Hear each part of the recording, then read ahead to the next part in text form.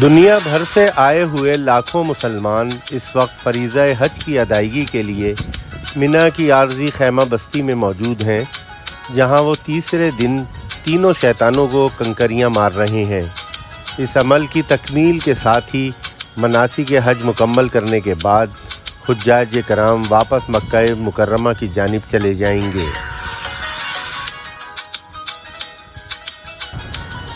رمی کا سلسلہ شام تک جاری رہے گا۔ وہ حجاج جو 13 ذی الحج کو بھی منا میں قیام کرنا چاہیں، وہ چوتھے دن کی رمی کے بعد مکہ جائیں گے۔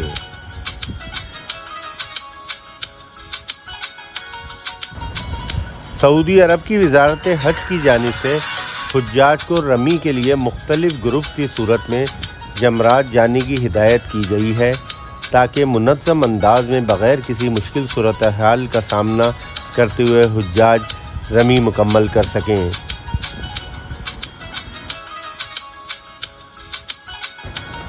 وادی منا میں موسم کی صورتحال کے پیش نظر قومی مرکز موسمیات کی جانب سے حجاج کو ہدایت کی گئی ہے کہ وہ رمی کے لیے جاتے وقت چھتری کا استعمال لازمی طور پر کریں، تاکہ لو لگنے کے خطرے سے محفوظ رہا جا سکے۔ ان دنوں مکہ مکرمہ اور مشاعر مقدسہ میں شدید گرمی پڑ رہی ہے۔ مکہ مکرمہ اور منا میں درجہ حرارت 45 سے 48 ڈگری سینٹی گریڈ کے درمیان بتایا جاتا ہے۔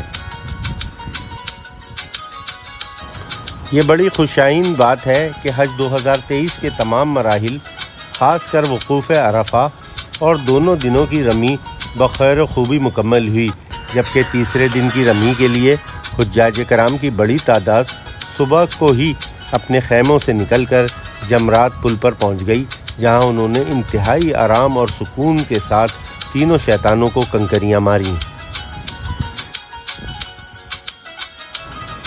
حجاج کرام کو رمی کے حوالے سے ہدایت کی گئی تھی کہ وہ مقررہ وقت پر اپنے کیمپوں سے نکل کر رمی کے لیے جائیں۔ رمی کے لیے مقررہ شیڈول کا مقصد حجاج کو اژدہام سے محفوظ رکھنا ہے، تاکہ وہ آرام و سکون سے آخری دن کی رمی مکمل کریں۔ بعض عرب اور افریقی ممالک سے تعلق رکھنے والے کچھ حجاج نے تیسرے دن کی رمی صبح سویرے ہی مکمل کر لی تھی۔